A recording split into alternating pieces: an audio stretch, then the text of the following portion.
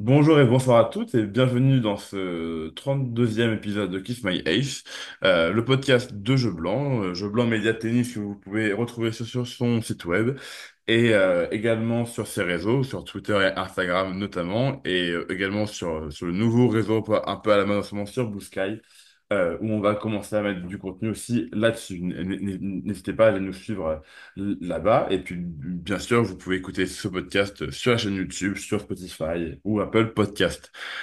Aujourd'hui, premier podcast de cette longue série des bilans de la saison, parce que bah, on arrive entre guillemets enfin à l'intersaison, même s'il reste encore. Alors, on enregistre la finale de la Coupe Davis et le Master Next Gen.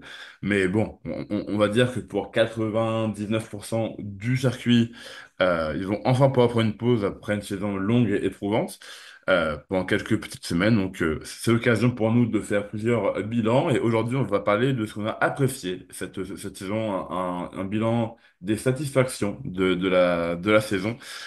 Et pour parler de ça, je ne serai évidemment pas seul, je serai accompagné de Fernando. Comment ça va, Fernando? Écoute, ça fait un peu mélancolique cette période-là où on s'arrive à la toute fin.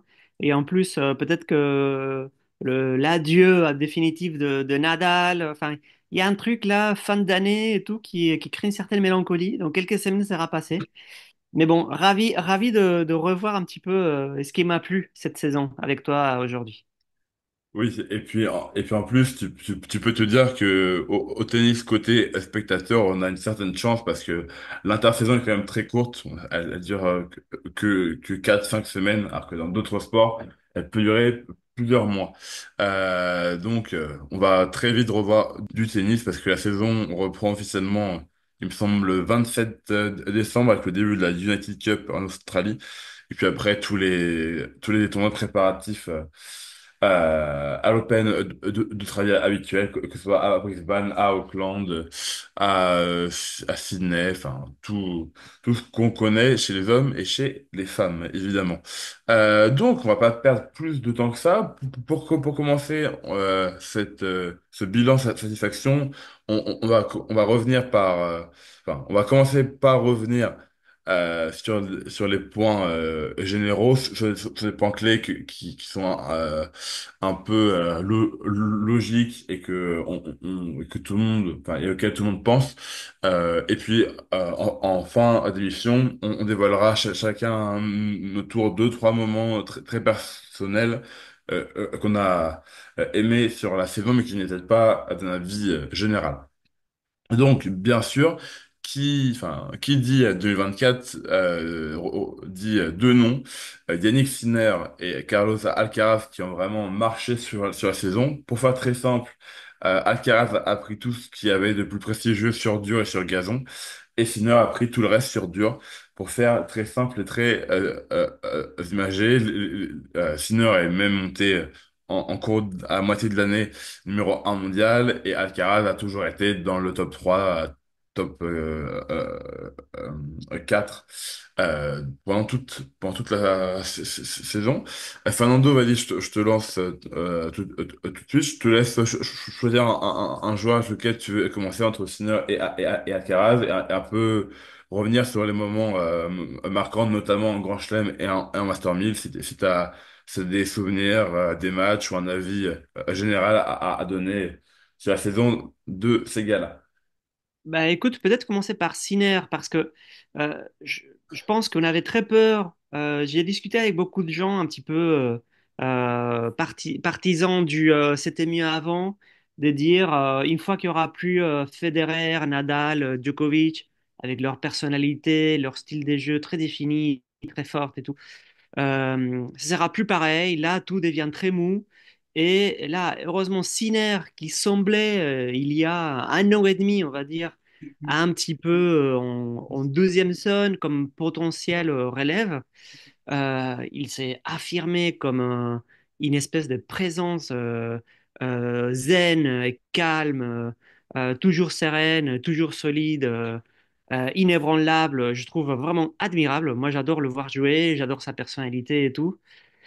Et Alcaraz, on s'y attendait déjà un peu plus à cette façon qu'il a de nous donner du spectacle, cette façon qu'il a d'être aussi attachant ou fascinant ou spectaculaire.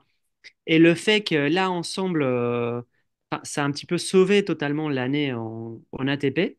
Et voilà, ce que je trouve surtout beau, c'est dans tous les matchs qu'ils ont joués, c'est la combinaison de leurs deux personnalités. Et pourquoi je dis ça? Parce qu'au fond, si Sinner a été imbattable, et particulièrement sur surface dure, eh bien, justement, il y a Alcaraz l'a battu 3 fois, parce que là, cette année, le compteur est à 3-0 et 2 fois sur surface dure, ce qui est particulièrement intéressant. Et je pense que c'est justement cette personnalité entre les deux qui était décisive, parce que souvent, c'est des matchs très longs entre les deux joueurs, de leur qualité. Et je pense que c'est un petit peu ce que Sinner va devoir dans l'avenir travailler. Sa capacité à vaincre dans des matchs très très longs, qui durent 3 heures et demie, 4 heures. Et je pense que c'est ça au fond qui a été décisif dans leur rivalité. Oui, parce que en soi, Sinner joue rarement des matchs longs, encore moins cette saison où on le voyait vraiment un cran au-dessus de tout le monde. Donc, même en Grand Chelem, hein, il a énormément de victoires en 3-7. Et donc, bah, dès que quelqu'un réussit à le pousser, il a un peu comment dire, en manque de repères ou de physique, parce que enfin, faire vraiment 5-7 ça se travaille, et ça s'apprend vraiment que sur le terrain en expérimentant. Et, et avant qu'il nous fasse cette saison de, de fou, on l'a très souvent vu craquer dans les matchs en 5-7, alors que cette saison, bon, il en a pas eu beaucoup à jouer, même peut-être aucun. J'ai pas Ah, effectivement, il a 2 défaites en Grand Chelem. Je parle de mémoire, hein, je n'ai pas les chiffres sous les yeux, mais évidemment, il a perdu que 2 fois en Grand Chelem. L'une à Roland-Garros contre Alcaraz et après à Wimbledon contre Medvedev. ouais, Dans les deux cas, je garde un souvenir des matchs un poil décevants, oui, au sens où comment dire, c'est ce genre de matchs où chaque joueur joue bien un set et l'autre non. Et que ce soit contre Alcaraz ou contre Medvedev. oui, Et voilà. Donc, effectivement, j'ai le souvenir d'un match assez long aussi contre Medvedev à Wimbledon. Donc, oui. Bah, c'est vrai que à Wimbledon et Roland-Garros, ils perdent 2 fois en 5, mais c'est vrai que quand ils gagnent l'Open d'Australie contre Medvedev, ils gagnent en 5 aussi. Et là, pour le coup, c'est une vraie victoire marquante, où il est même mené 2-7-0. Et Sinner conclut derrière, enfin, gagne les 7-3, 4 et 5. Donc voilà, il y a une grande victoire marquante. Mais derrière, dès qu'on quitte le dur, c'est forcément un peu plus rude, et c'est vrai qu'il n'a pas encore une aisance sur ça, mais bon, après, c'est qu'un détail, parce qu'en soi, il est tellement au-dessus de la mêlée en ce moment qu'il a très rarement besoin de jouer 5-7. Là, il en a joué que 3 cette saison. Donc c'est très très peu. Alors que il y a certains joueurs qui jouent trois matchs en 5-7 sur le même Grand Chelem. Voilà, mais sinon, d'une manière un peu plus globale, moi, ce que je voulais vraiment souligner avec l'année de Sinner, c'est que fin 2023, quand il perd en finale du Masters contre Djoko, mais quand il le bat une semaine plus tard en Coupe Davis, enfin, et qu'il fait une grosse fin de saison avec une, je crois, il gagne Pékin, il me semble, en battant Alcaraz en 2023, et enfin bref, il finit vraiment en trombe la saison de 23. Et je me souviens que tout le monde était d'accord là-dessus. Il fallait que 2024 soit la saison de la confirmation et du palier, enfin d'un vrai palier franchi pour Sinner. Et bah ça a été chose plus que faite, parce que bah il y a forcément 2 grands chelems, 3 Master 1000, place de numéro 1 mondial acquis, et acquis sans aucune contestation possible. Évidemment, il y a une chose qui fait tâche, c'est son contrôle positif au dopage, qui arrive, en plus, qui arrive d'une manière un peu très obscure, où on nous dit que que le contrôle a été fait à Indian Wells, et que même si les doses sont infimes, il est quand même positif, mais ça a été gardé secret qu'après plusieurs autres tests, finalement, il a été apte à jouer. Et le dossier sort 3 ou 4 mois plus tard dans l'incompréhension la plus totale. Et forcément, ça pose beaucoup de questions sur ces résultats. Même si en soi, au moment où il est pris à Indian Wells, il perd quand même contre Alcaraz.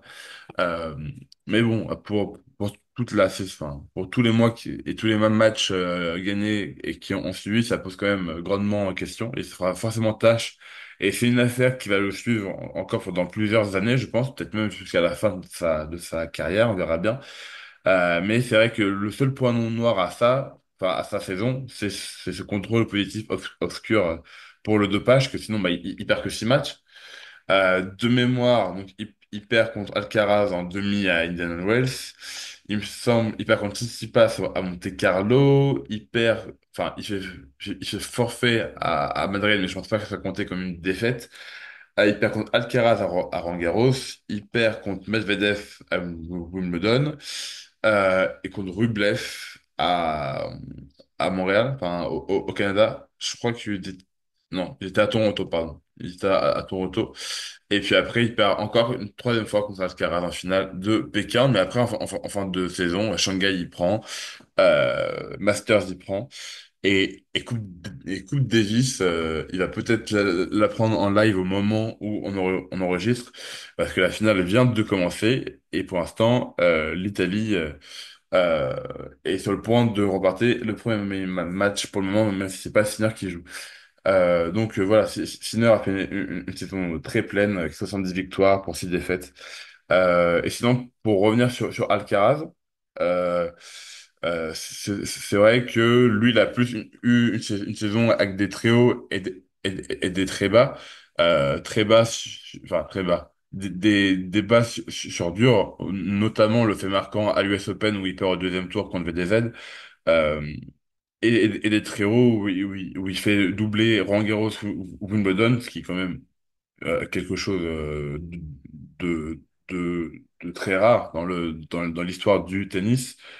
Et puis, il y a quand même finale au JO où il perd serré contre Djoko.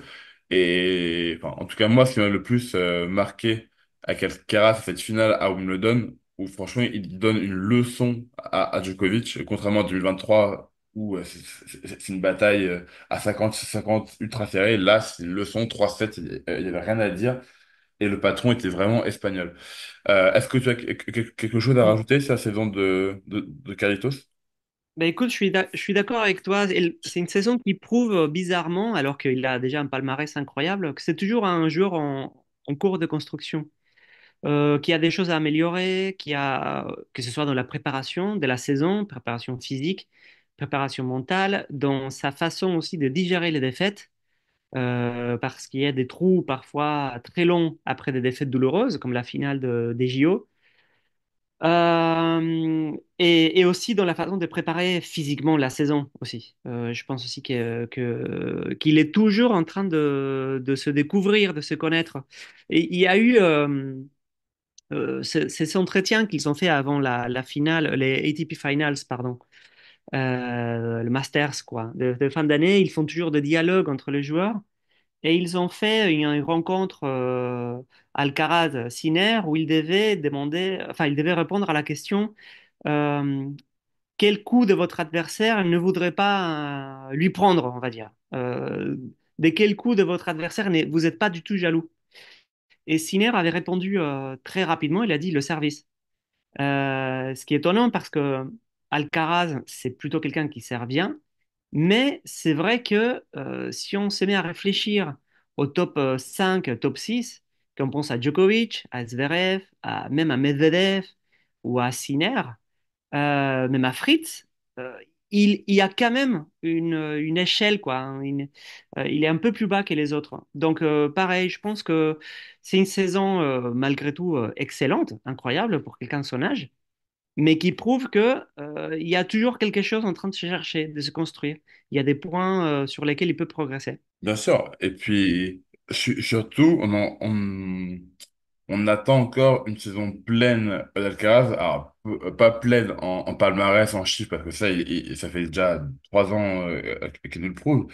C'est pas la question. Mais quand je dis pleine, c'est de janvier à novembre, où ces résultats seront toujours très réguliers et sans chute de niveau ou d'envie de jouer.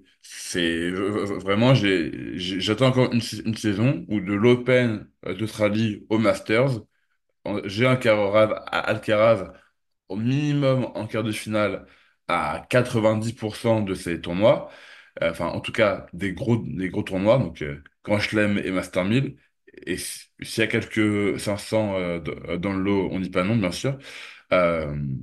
Euh, et notamment sur la fin de la saison, parce que généralement jusqu'à l'US Open, euh, euh, Alcaraz gère son calendrier et devient aussi très régulier.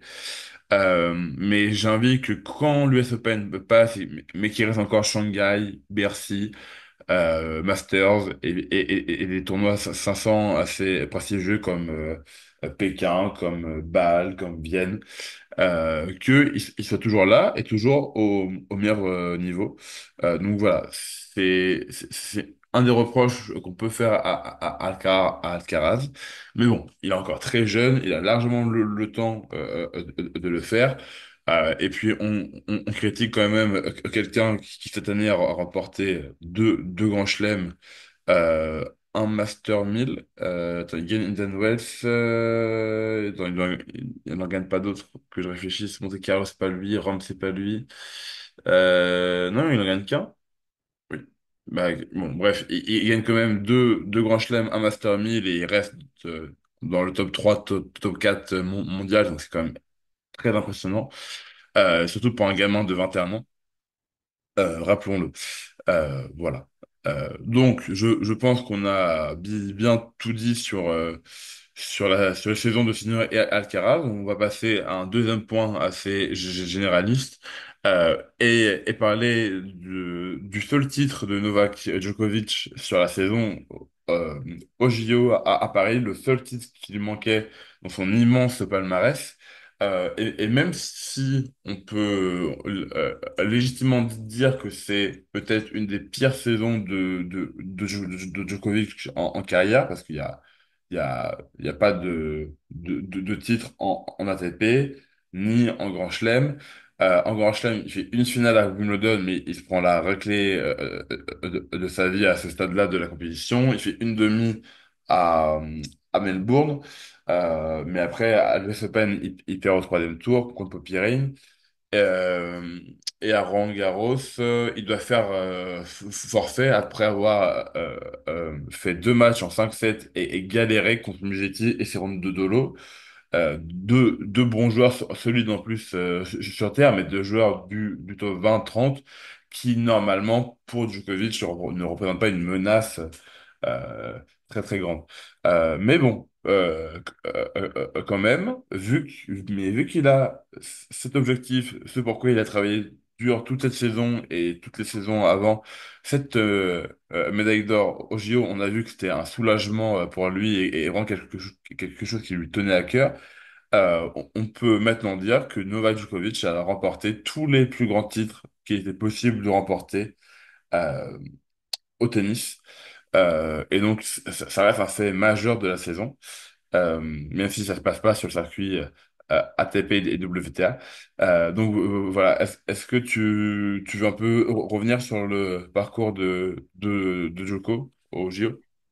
Bah, je pense qu'effectivement, malgré tout, enfin, ça sauve totalement sa saison. Il ne faut pas oublier son âge et il ne faut pas surtout oublier le niveau qu'il a montré dans cette finale. C'est très clairement l'un des plus gros matchs de sa carrière, tout simplement. Il faut pas oublier que malgré le fait que cette saison, peut-être que en général, face à Sinner, face à Alcaraz, il s'est retrouvé devant une sorte de plafond.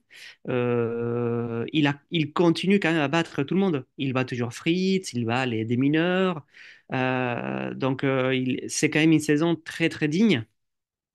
Et, euh, et moi, quelque chose qui m'avait beaucoup frappé à Roland-Garros, c'est que j'avais très peur que on l'avait vu, pardon, je voulais dire au JO, on l'avait vu à Roland-Garros très gêné avec physiquement, jusqu'à se blesser au genou.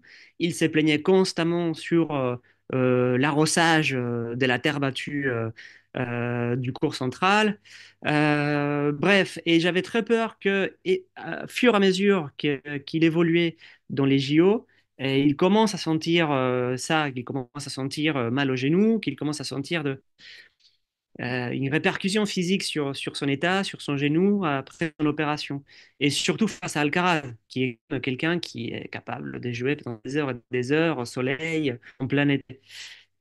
Non, donc il m'a étonné dans sa façon de résister mental et physiquement à Alcaraz, et surtout dans le jeu magnifique, techniquement et tactiquement, c'était spectaculaire. Vraiment, c'était un match où il fait enfin, il n'y a aucune chose qu'on pourrait reprocher à Djokovic dans ces matchs. Donc c'est un match parfait pour mettre une carrière parfaite à l'honneur et au sommet. Et donc, je pense qu'on a beaucoup relativisé sur la saison de Djokovic, qui reste pour moi une très grande saison. Bien sûr.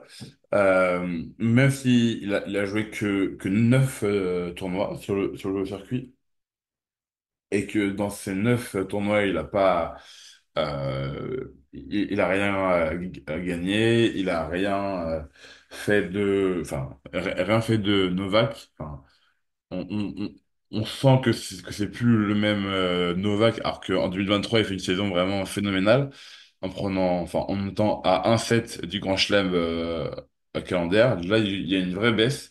Alors, je ne sais pas si c'est là, je ne sais pas si c'est la motivation, je ne sais pas si c'est le fait de voir deux autres membres du Big Four prendre leur retraite au même moment. On connaît pas encore toutes les raisons. Est-ce que c'était juste une année un peu de trou ou de transition, et que dès 2025, il va revenir et il va prendre Melbourne et Wimbledon, et il va encore fermer des bouches? Peut-être, on verra bien. Mais oui, vu qu'il a cette médaille au JO qui lui a permis d'avoir une entrée au Master 1000 de Shanghai, où le speaker l'introduit comme étant le GOAT. Ça, on vous laissera faire tous vos débats dans les commentaires. Mais voilà, il a fini le jeu complètement en termes de palmarès. Il a tout gagné. Et pour la grande partie, enfin, pour la grande partie de son palmarès, il a même tout gagné plusieurs fois. Bien sûr, je pense que au fond de lui, il a envie d'avoir ce 25e Grand Chelem pour vraiment être seul au sommet de la pyramide, hommes et femmes confondus.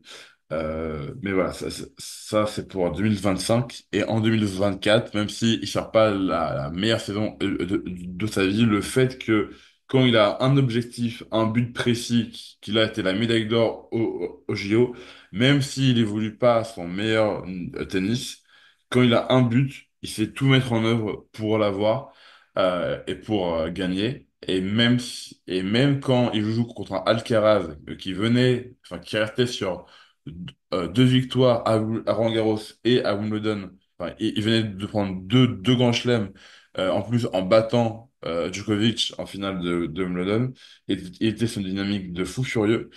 Euh, et même quand Alcaraz fait un sacré match, parce qu'en soi, ça fait 7-6, 7-6 dans un match ultra serré, et bah, malgré tout, il réussit à clutch le truc. Et quand il a un but en tête, il a rien à faire. Il va avoir ce qu'il voudra, quoi. Et c'est là où on voit que toute la légende qu'est Djokovic. Voilà pour ça. Pour le chapitre Novak Djokovic en 2024. Fernando, je te propose qu'on commence nos petits points personnels sur cette saison 2024, et je te laisse commencer avec ton premier point, dont tu as envie. Eh bien, j'ai envie de parler de Casper Ruud, Ouais. parce que le fait d'avoir fait une assez faible deuxième partie de saison, malgré quand même une nouvelle demi-finale au Masters, ne doit pas nous faire oublier que jusqu'à Roland-Garros, Casper Ruud joue très très bien et qu'il arrive même à surmonter un peu le niveau global de son jeu, qui était déjà pour moi très bon. Moi, c'est un joueur que j'adore voir jouer, j'adore comment il construit les points stratégiquement, tactiquement et comment il arrive à surmonter, on va dire, une certaine limite physique, peut-être par rapport à d'autres joueurs du top 10, top 15. Et en toute première début partie de saison, chose étonnante, il est même très fort sur surface dure, où il ne se fait sortir de plusieurs tournois que par des spécialistes. Je pense que son coup droit, notamment, a gravi un niveau et que c'est devenu une arme redoutable, une des plus fortes du circuit. Et après, sur terre battue, étrangement, il n'arrive pas vraiment à gagner beaucoup de tournois. Il arrive souvent en finale. Je me rappelle des finales perdues contre Tsitsipas. Je me rappelle aussi d'une victoire quand même à Barcelone, qui est un tournoi assez prestigieux, même si c'est pas un Master 1000. Et pour moi, le grand moment de sa saison aurait été Roland-Garros, où c'est vrai qu'il a la chance de se retrouver face à un Djokovic qui fait walkover. Et donc, il se retrouve propulsé en demi-finale. Malgré tout, avant, il avait dû jouer contre des vrais spécialistes de terre battue, comme Etcheverry, comme d'autres joueurs. Et face à Zverev, moi, j'ai le souvenir à ces moments-là de un route qui pouvait battre Zverev. Ça m'aurait pas fait un effet surprise trop fort. Et malheureusement, on voit très vite ça match où il se sent pas bien. Il abandonne pas, mais comme si. Et c'est dommage parce que je pense il aurait pu avoir une nouvelle finale à Roland-Garros dans son palmarès. Il faut savoir aussi, enfin, il aurait fallu voir ce qui aurait pu se passer face à Alcaraz, on ne sait jamais.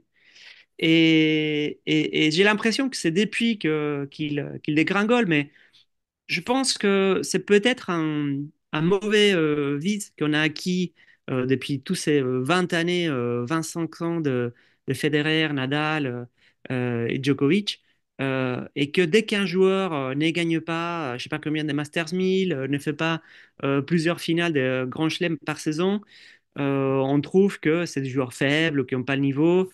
Et moi, je pense qu'au contraire, que Casper Ruud, avec son palmarès, qui est quand même de loin le plus grand de toute l'histoire du tennis de son pays, ça il faut pas l'oublier, eh bien il prouve pour moi qu'il y a des carrières vraiment admirables au tennis, des joueurs qui arrivent à surmonter des difficultés, des problèmes, qui traversent des phases difficiles, mais qui peuvent nous offrir d'autres et formidables. Et je pense que vraiment les 5 premiers mois des saisons des Casper Ruud sont pour moi une des plus grandes satisfactions que j'ai eues comme spectateur tennis cette année. Eh bien, je te rejoins complètement là-dessus, Fernando.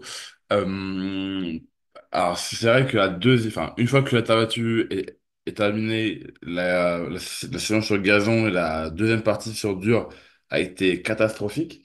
Même si on ne sait pas comment, il arrive en demi au Masters en battant Alcaraz sur le premier match de poule. Il fait huitième à l'US Open. Euh, mais globalement, il prend first sur first, il a plus d'envie, il a plus le jus, il y a vraiment plus rien. Mais bon, en première partie de saison, moi ce que je tiens à souligner, c'est que faut quand même rappeler qu'au tout début de la saison sur Terre, les deux meilleurs joueurs sur le circuit s'appellent Tsitsipas et Rude. C'est les deux meilleurs joueurs, c'est eux qui trustent tous les meilleurs tournois sur terre battue pendant longtemps, bien sûr, avant que ça s'inverse avec Alcaraz et même Zverev. Mais au tout début, c'est vraiment Tsitsipas et Ruud qui prennent le lead sur cette surface-là. Euh, et, euh, et quand même, Ruud a quand même gagné le plus grand titre de sa carrière cette saison à Barcelone en prenant un 500. Il fait finale à Monte Carlo contre Tsitsipas, justement, où il perd et il prendra sa revanche à Barcelone. Mais du coup, à Monte-Carlo, il perd en 2-7 contre Tsitsipas. Mais ça reste un tournoi vraiment fondamental pour lui parce qu'il bat quand même Tabilo, Hurkacz et Djokovic. Donc un spécialiste de terre, un, un top 10 qui, même si la terre n'est pas sa meilleure surface, peut toujours être un danger. Et Djokovic, quand même, et pour la première fois, il bat celui qui l'a toujours battu et avec la manière. Et même en cas, on peut quand même le mettre, aller. Il bat un Hugo Humbert qui commence à trouver ses repères sur terre battue, même si on sait bien que c'est pas sa spécialité. Donc voilà, sur table battue, ça reste très solide. Il fait du coup demi à Estoril, finale à Monte-Carlo, finale à Barcelone, huitième à Madrid, et il gagne Genève avant Roland. Il fait demi du coup à Roland. Euh, et donc voilà, enfin, c'est une saison quand même. Enfin, sur 3-4 mois, c'est vraiment cool. Il fait aussi finale à Acapulco et Los Cabos, un peu plus tôt dans la saison sur dur. Mais bon, c'est sûr que vu qu'on retient généralement ce qui se passe à la fin de la saison, hors Grand Chelem, c'est sûr que sa fin de saison est catastrophique et que pour aller vers le positif pour 2025, il va falloir commencer à 25 ans, bah, bientôt même à 26, pardon, que Rude commence vraiment à s'intéresser, à performer en allant chercher des vrais titres sur dur et faire au moins un peu moins semblant sur gazon, même si on sait que c'est une petite partie de la saison où il vient vraiment que pour le chèque. Euh, mais voilà, au moins sur dur, aller chercher au minimum un 500 pour montrer une progression et pas une stagnation sur majoritairement des 250 sur ta battue avec des tableaux relativement faibles. Donc voilà, c'est vraiment son axe de progression parce que je te rejoins aussi, Fernando, c'est un joueur que j'aime bien, que ce soit sa personnalité ou son jeu, même si c'est un jeu très simple et académique. Euh, mais voilà, pour qu'il soit un peu plus respecté par une plus grande partie des fans et par ses pairs, il va falloir aussi gagner à plus haut niveau de 1 et sur plus de surface. De mon côté, je vais enchaîner avec de la WTA en parlant justement d'une autre joueuse qui a fait un début de saison fantastique en la personne de Danielle Collins qui nous a fait un premier trimestre du feu de Dieu où à l'Open d'Australie, elle vit un petit traumatisme contre Swiatek où elle mène un set, enfin, elle break dans le troisième set. Elle mène largement, elle a deux doigts de battre Swiatek. Et au final, Iga remonte tout et s'en sort. Mais du coup, Collins montre qu'elle peut jouer et rivaliser avec à ce moment-là la meilleure joueuse du monde. Et puis après, elle nous enchaîne un doublé Indian Wells et Miami de grande qualité où elle va prendre le titre à Miami, chez elle, dans son état et dans sa ville. Et du coup, on la sentait vraiment très libérée parce que au début, enfin, après sa défaite à l'Open d'Australie, elle avait prévenu que c'était sa dernière saison et finalement, elle est revenue sur sa décision en fin d'année. Donc voilà, Collins fait un premier trimestre magnifique. Donc elle gagne Miami chez elle en battant Rybakina en finale. Derrière, elle gagne Charleston sur la semaine, enfin, sur la semaine de tournoi suivante. Et puis après, petit à petit, ça s'essouffle un peu, même si elle fait demi à Rome, finale à Strasbourg.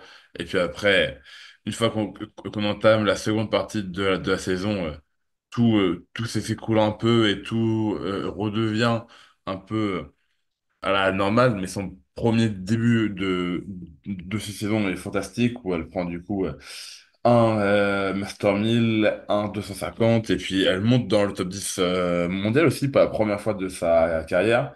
Donc c'est sûr que là, Tata Daniel, là, pour son niveau de jeu, elle a fait une saison quand même très très bonne, et notamment sur le premier trimestre et un peu après. Voilà, je voudrais quand même rendre hommage à sa saison et puis finalement on va pouvoir encore la suivre sur le circuit en 2025 parce elle a annoncé que elle revenait sur sa décision de prise de retraite. Donc Fernando, vas-y, je te laisse avec ton deuxième point maintenant. Eh bien, bah, je vais continuer avec la WTA et avec d'autres joueuses, mais Collins en fait partie. Mais j'ajoute à ta liste, à la saison de Collins, j'ajoute celle de Jasmine Paolini et de Qin Wenjen. Ok. Je pense qu'on est tous les deux d'accord sur comment elles ont réussi on va dire, rendre très excitante cette saison. Paolini, en fait, elle n'a pas un bilan si extraordinaire. Elle a un record des 40-20 en 2024, mais elle a été très solide, notamment avec deux finales de Grand Chelem, un excellent parcours à Roland-Garros et une nouvelle finale aussi à Wimbledon. Et bon, c'est aussi une joueuse. On a beaucoup parlé de comment quelqu'un qui n'a pas la taille de, je sais pas, d'une Rybakina, d'une Sabalenka, comment ça peut inspirer aussi des jeunes filles à se dire, j'ai pas besoin de faire 1,80 m pour jouer bien au tennis. Donc ça, déjà, c'est une très bonne nouvelle. Mais je trouve que de par son esprit compétitif et en même temps optimiste, ce qu'elle a apporté au tournoi, c'est très intéressant. C'est un petit peu la personnalité contraire de King Wenjeng, qui n'a pas tout à fait peur de se faire des ennemis sur le circuit. Euh, mais j'avais très peur pour cette saison de la WTA parce que Rybakina avait commencé très forte, mais très vite on a vu que ce serait une saison difficile. On n'a pas eu une de mes joueuses préférées, Ons Jabeur, qu'on espère revoir sur le circuit, mais qui semble traverser des problèmes physiques très difficiles. Et je pense qu'avec le nom que tu as cité, Collins, qui est une joueuse que moi j'adore regarder. Elle aussi, elle n'a pas sa langue dans sa poche. Parfois, elle peut aller très loin. Je me souviens de ce qu'elle a fait avec Swiatek. Je crois que c'était au JO. Bon, c'était pas extrêmement classe non plus. Parfois, elle va un peu trop loin. Mais la voir dominer les matchs avec son revers surtout, enfin, c'est une joueuse vraiment que j'adore voir. Et ces trois joueuses, finalement, elles sont un petit peu donné beaucoup de sel quoi. Cette saison où, en plus de la domination des Sabalenka, évidemment, on a eu beaucoup de choses. Et je pense que, par exemple, quand on dit, on critique par exemple les saisons ou la partie de saison sur surface dure des Iga Swiatek, il ne faut pas oublier comment le circuit s'est enrichi avec ces genres oui, avec ces trois joueuses en particulier. Je suis tout à fait d'accord aussi avec ton choix. Ouais, bah, sur Paolini, c'est sûr que quand, au tout début de la saison, elle remporte le WTA 1000 de Dubaï, contre Kenniskaya. Déjà, on se demande qu'est-ce que cette affiche vient foutre en finale de WTA 1000, mais c'était une affiche méritée parce que Kenniskaya avait battu Swiatek en demi et Paolini sur son parcours, même si en demi elle bat Cirstea qui n'est pas la plus claquante, mais au premier tour elle bat Adan Maia, au deuxième elle bat Fernandez, en huitième elle bat Sakkari. Et après, en quart, elle devait jouer contre Rybakina, mais Rybakina a fait une Rybakina, c'est-à-dire déclaré forfait en cours d'un tournoi. Ça, on y reviendra peut-être plus la semaine prochaine, dans les déceptions de la saison. Bref, Paulini déjà, donc, elle remporte un WTA 1000, donc là déjà, tout le monde ne comprend pas ce qui se passe, ne comprend plus ce qui se passe, parce que Paulini, ça fait un petit moment maintenant qu'on la connaît, mais ça a toujours été une joueuse du top 50, 60, allez, au mieux top 30, mais dans les grands tournois, même en outsider, personne mettait Paulini dans les potentiels vainqueurs ou surprises de tournois. Donc là, on la voit gagner Dubaï en WTA 1000. Puis après, elle nous sort un doublé en finale Roland Garros Wimbledon. Bon, certes, elle en gagne aucun, mais juste la voir aller jusqu'en finale, c'est déjà beau. En plus, avec des parcours assez compliqués. Parce que bah, à Roland-Garros, elle tape Rybakina, qui cette fois était sur le terrain. Elle bat Mira Andreeva, qui était en pleine bourre, qui venait de sortir Sabalenka. Alors même si Andreeva est extrêmement jeune et avait aucune expérience à ce niveau-là de la compétition, bah, il fallait quand même l'avoir. Et avant de perdre sur l'évidence Swiatek à Roland, mais bon, ça arrive à plein de gens. Et Wimbledon, même chose, même si elle a pas le parcours qui claque le plus sur le papier, avec des Andreescu, Madison Keys, Navarro, Vekic en demi-finale, bah, c'est des opportunités qu'il fallait saisir et elle l'a fait. Bon, elle perd contre Krejcikova, mais ça reste une saison très propre. Et franchement, je pense que si même en janvier, on aurait demandé les 8 noms qui allaient partir au Masters en fin d'année, je pense que peu de gens auraient mis que Jasmine Paolini aurait été jusqu'au Masters, même si elle perd en poule, mais juste la voir dans ce tournoi-là, avec des Gauff, avec des Sabalenka, avec des Swiatek, Rybakina et tout le gratin du tennis féminin, là, l'avoir à ce niveau-là, c'est quand même assez fort. Et franchement, et ça prouve à quel point elle a progressé. Et que maintenant, il va falloir compter sur elle pour les prochaines saisons. Et ça fait du bien aussi à WTA. Ça rajoute une nouvelle tête. Parce que là, on en avait vraiment 4 avec Swiatek, Sabalenka, Rybakina et Gauff. Là, ça vient mettre un peu plus de piment dans le haut du tennis féminin. Et pour Kim Wenzheng, je suis très content pour elle qu'elle ait gagné, enfin, pardon, elle fasse finale en Grand Chelem à l'Open d'Australie, elle gagne les Jeux Olympiques. Enfin, elle prend un vrai grand titre sur dur. Et sa tournée en Chine est vraiment, vraiment très bonne, où elle a régalé devant son public avec une demi à Pékin, avec une finale à Yuan, pardon. Donc, vraiment une grande saison où maintenant elle est rentrée et elle s'est installée dans le top 10 mondial. Et oui, et tu as très bien dit, elle est pas là pour faire des amis. Plein de fois en interview, elle a bien dit que ce circuit, elle avait aucune amie parce que pour elle, bah, c'est son métier et c'est une jungle. Donc, elle se voyait pas potentiellement jouer contre une amie et potentiellement un peu perdre tous ses moyens ou pas jouer à fond. Là, en ayant tout le monde contre elle, elle sait qu'elle peut se lâcher, il y aura aucune répercussions derrière et elle préfère garder son cercle social hors du tennis. Ce qui est un choix qui peut se comprendre, même si ça avait un peu fait jaser sur les réseaux. Voilà, voilà pour le circuit féminin et les deux Si je grandes. peux, si je Vas-y, peux me permettre vas-y, vas-y. un petit mot sur King Wenzel, juste pour comprendre l'évolution de sa saison et comment elle peut être une satisfaction pour nous. Il suffit de comparer comment en Australie, tu as déjà évoqué cette finale contre Sabalenka, on avait vraiment l'impression que c'était l'invité un peu par hasard en finale. Elle s'est fait vraiment massacrer par Sabalenka.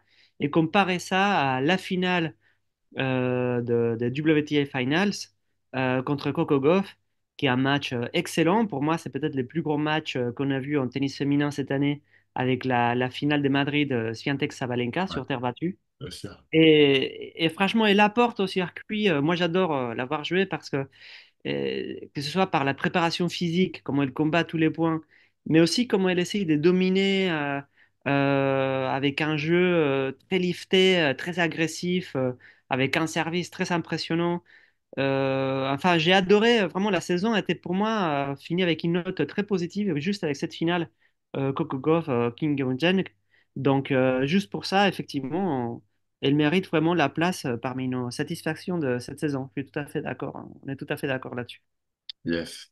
Eh bien, moi, je vais donner ma dernière grande satisfaction de cette saison. Et je vais retourner un peu chez les hommes. Et cette satisfaction, elle s'appelle Alex de Minaur. parce que, mine de rien, il fait quand même une sacrée saison, cet Australien. Une saison où il rentre dans le top 10, où il fait des matchs de plus en plus solides, où il commence à battre d'énormes noms. Enfin, il s'est quand même payé Djoko en tout début d'année à la United Cup chez lui. Il bat 5 top 10, donc Djokovic, Fritz, Zverev, Rublev et Medvedev. Euh, il a été sixième mondial, même si la majeure partie du temps, il est plus resté entre la 8 et la 10, mais pendant un petit moment, il a réussi à faire une petite percée numéro 6. Il prend deux titres à Acapulco et à Hertogenbosch. Et à Acapulco, c'est la première fois qu'il réussissait à défendre un titre déjà gagné. Et en plus, là, il y avait une anecdote assez sympa. En parallèle, il y a Boulter, sa copine, qui gagne en même temps à San Diego, il me semble. Et donc, du coup, on avait une semaine avec un couple de champions. Mais bon, il fait une saison vraiment très pleine. Même si c'est pas le jeu le plus spectaculaire, c'est un jeu vraiment de gros rameurs. Tu sais en voyant son nom qu'il fera pas 50 coups gagnants d'un match, mais il va vraiment tout chercher. Il court partout, il a un cœur énorme. Il se bagarre vraiment comme un diable. Il lâchera rien, même contre les meilleurs du monde. Et franchement, avec cette capacité entre guillemets si limitée, réussir à atteindre un tel niveau, ça reste pour moi très impressionnant. Parce que quand Dominant débarque sur le circuit, on s'est très vite dit que ce sera toujours un joueur très solide du top 20, mais que ça ira jamais plus haut. Bah, cette année, il nous va donner tout ce tort en intégrant le top 10, en se qualifiant pour le Masters, même s'il a tout perdu, qu'on s'était bien que c'était un peu la dernière roue du carrosse avec Rublev. Mais quand même, un peu à l'image d'une Paulini, il était là, à ce master-là, et puis il pourra dire, j'ai joué ce tournoi des maîtres, et il y a une saison, je faisais partie des 8 meilleurs joueurs du monde, ce qui est un statut quand même très gratifiant. Et donc voilà, je voulais juste revenir sur sa saison vraiment phénoménale et qui, j'espère, va se poursuivre en 2025 avec d'autres grands parcours et vraiment une année où il confirmera. Et j'espère que pour lui, qu'il va rester une majeure partie de 2025 dans le top 10 et que 2024 n'était pas juste un pic et qu'il va redescendre vers toute la saison à la 16e place. Ça sera un peu relou. Mais bon, on verra bien. Mais vraiment, chapeau bas à Alex Deminor pour sa saison de 2024. Du coup, est-ce que tu veux dire un mot sur Deminor ou on passe à ton prochain point? Ben, écoute, je suis tout à fait d'accord avec tout ce que tu as dit sur lui. Moi, c'est un joueur que j'aime bien jouer et puis que j'aime bien voir jouer, qui a en plus un capital sympathie, je le trouve très touchant. J'avais adoré, dans un registre beaucoup plus anecdotique, mais on se souvient, à Roland-Garros, cette relation qu'il a vue avec un jeune fan qui le suivait partout dans tous les matchs, sous la pluie, et qu'il a pratiquement intégré à son équipe. Qui était habillé comme lui, comme une espèce de mini des mineurs, Oui. et qui allait manger avec lui au resto avec son équipe et tout. Bon, bref, c'est un petit peu du hors tennis, mais je pense que c'est un sport qui a besoin aussi de ce genre de gestes et de ce genre de personnalités. Donc voilà, ça me fait très plaisir qu'il soit dans notre liste de satisfaction de l'année. Ok. Donc, on va passer à ton dernier point aussi. Vas-y, je te Allez, laisse, bah, le dire et détailler toute ta pensée. eh bien, le meilleur pour la fin, mon cher ami, j'ai gardé le tennis français, ce qui peut être un aspect un peu polémique parce que on parle beaucoup de comment très souvent en Grand Chelem, on se retrouve pratiquement sans français ni française en deuxième semaine de Grand Chelem. Eh bien, malgré tout, je trouve que cette saison a prouvé, particulièrement peut-être dans le circuit masculin, que la France reste un grand vivier, peut-être le plus grand vivier du tennis actuellement. On se souvient, enfin, ça a commencé, on va dire, pour mettre un petit peu au début et à la fin. Mais la performance tout à fait surprise d'Arthur Cazot en Australie, où il bat Holger Rune et où il nous laisse des images, des highlights assez impressionnants avec une façon de se donner dans les matchs, beaucoup d'énergie. Il y a un très beau jeu, je trouve. Et en fin de saison, on a eu, je trouve, entre Hugo Humbert, Giovanni Mpetshi Ricard et Arthur Fils, une très belle performance en indoor, avec un titre pour Arthur Fils et un titre pour Petit Péricard. Malheureusement, une finale, mais en finale en Master 1000 pour Hugo Humbert.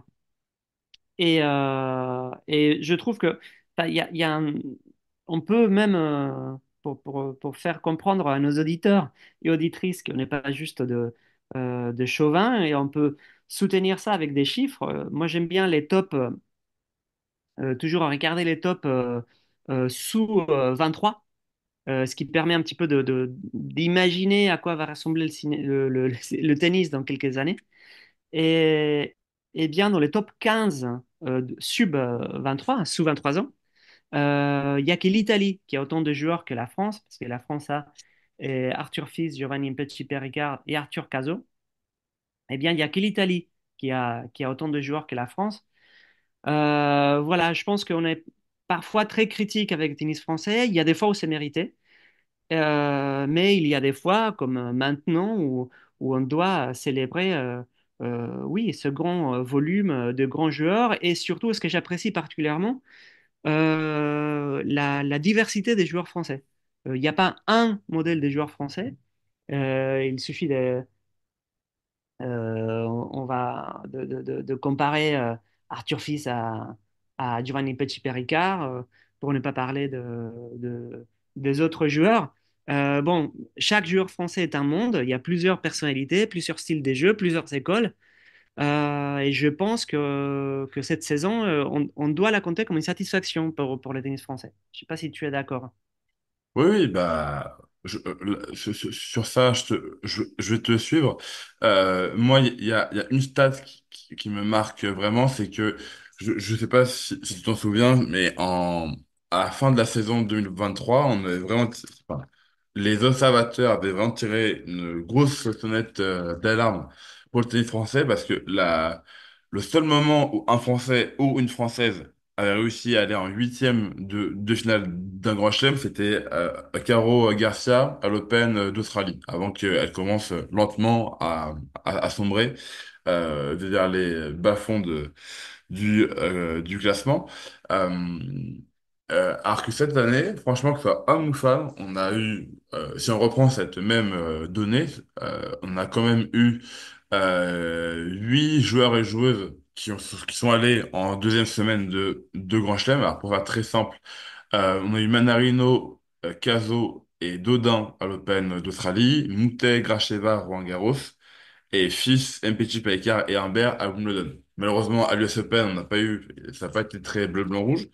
Mais bon, sur la saison, on a quand même eu 8 noms en deuxième semaine. Alors, bien sûr, ça reste que un huitième et on est encore très loin d'un titre qu'on attend toujours depuis Noah, 83, bien sûr. Mais juste, quand on compare en 2023, on avait juste une joueuse. Ah, là, on a du coup 6 joueurs et 2 joueuses que c'est quand même quelque chose de très agréable.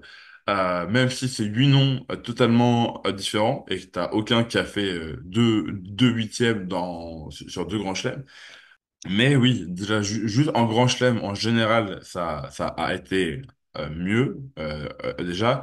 Et après, je vais pas redire ce que tu as dit, mais évidemment, on est super content quand on voit la fin de saison de Hugo Humbert, enfin, le tout début et la toute fin de saison de Hugo Humbert.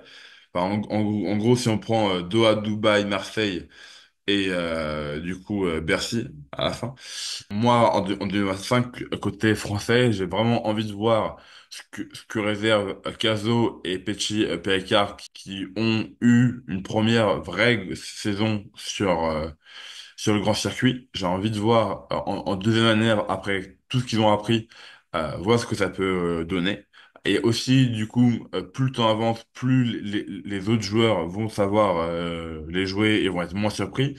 Là, je pense plutôt à Petit Pekar qui, certes, au tout début, avec un service pareil, dénote et gêne et surprend beaucoup. Mais plus le temps va avancer, plus les autres joueurs du circuit vont avoir cette habitude de soit le jouer un match ou s'entraîner avec et vont réussir à le contrer de plus en plus, même s'il restera à une haute moyenne en ace par match, mais quand même.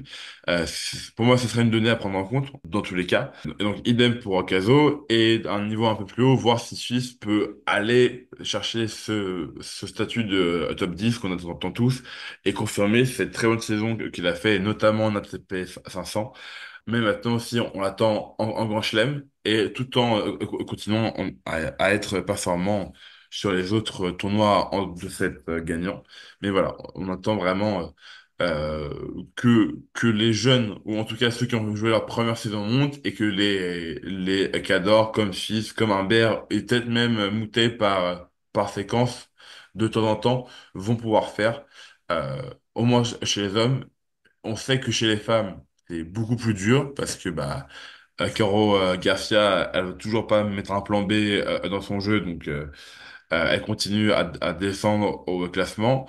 Ensuite, il y a Diane Paris, mais qui s'est un peu blessée sur ces derniers matchs et on sait pas ce que ça va donner. Puis tout ce qui est Paris, Gracheva, Dodin, qui d'autres parce que maintenant on n'a plus Cornet, mais ou Chloé Paquet, Clara Burel, enfin toutes ces joueuses qui sont entre la 50e et la 130e place mondiale. On a du mal à se projeter vers plus haut pour le moment. On attend juste que elle nous donne tort et que on puisse aussi kiffer et vibrer devant du tennis féminin français.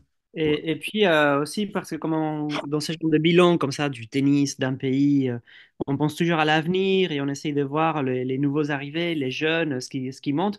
Mais on doit quand même, je pense que tu seras d'accord avec moi, garder dans les grandes satisfactions de cette année euh, plusieurs matchs de Gaël Monfils.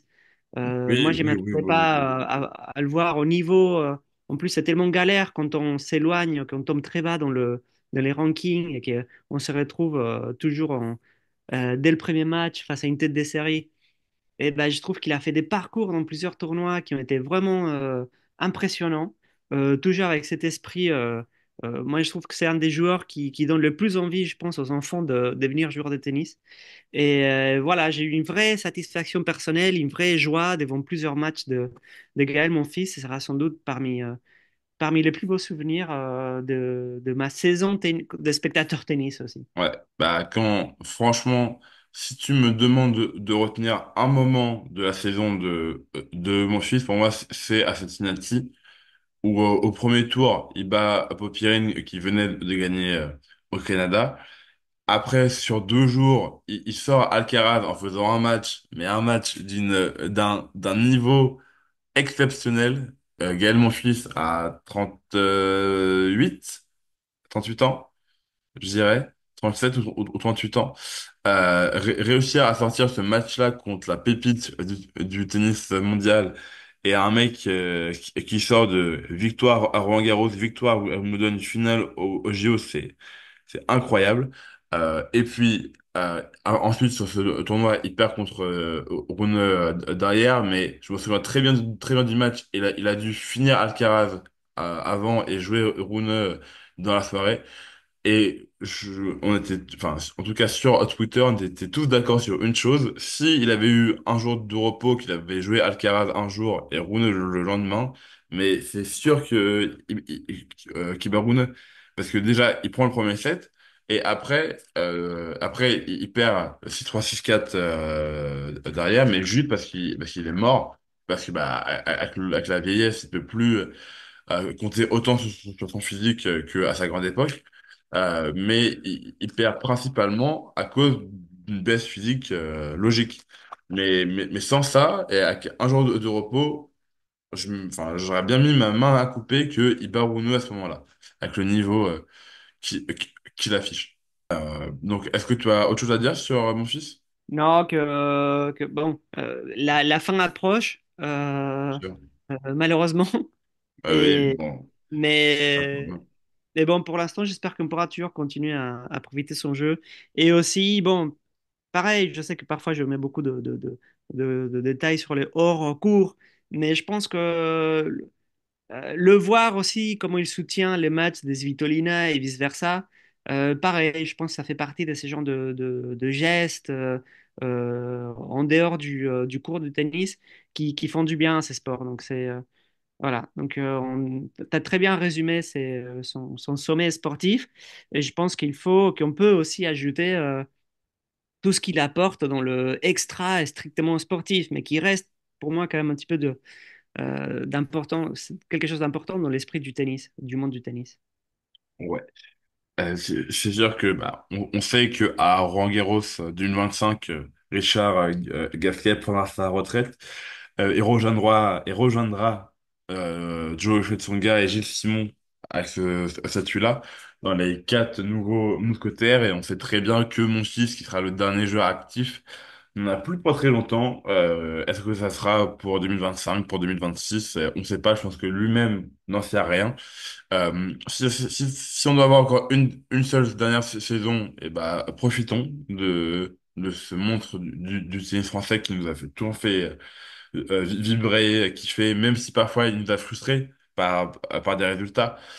Mais quand même, au global, on retiendra beaucoup de joie et de sourire de la part de Gaël. Et donc, s'il doit avoir une dernière, enfin, si 2025 doit être sa dernière saison, et bah, soit, on kiffera avec, mais c'est sûr que si on peut encore manger 2 ans, peut-être même trois, même si j'en doute pour 3 ans, bah, ça sera avec plaisir, en tout cas. Donc, bah, on a fait le tour de nos satisfactions de la saison 2024. Bien sûr, n'hésitez pas à mettre les vôtres en commentaire, que ce soit sur YouTube, bien sûr, mais également sur nos réseaux. Vous pouvez venir sur Twitter, sur Instagram, nous dire qu'est-ce qui vous a fait kiffer cette saison. Est-ce que vous êtes d'accord ou pas avec nous? On a hâte de lire ça. Et puis nous, on se retrouve la semaine prochaine du coup, pour faire de l'inverse, pour les déceptions de la saison 2024. Là, on a été très gentil, très lisse. La semaine prochaine, ça va un peu plus cracher dans le dos et mettre un peu de sel et d'épices dans tout ça. Du coup, on se dit à la semaine prochaine pour les déceptions de la saison de 2024 et on se retrouve très bientôt. Au revoir À tout le monde. bientôt.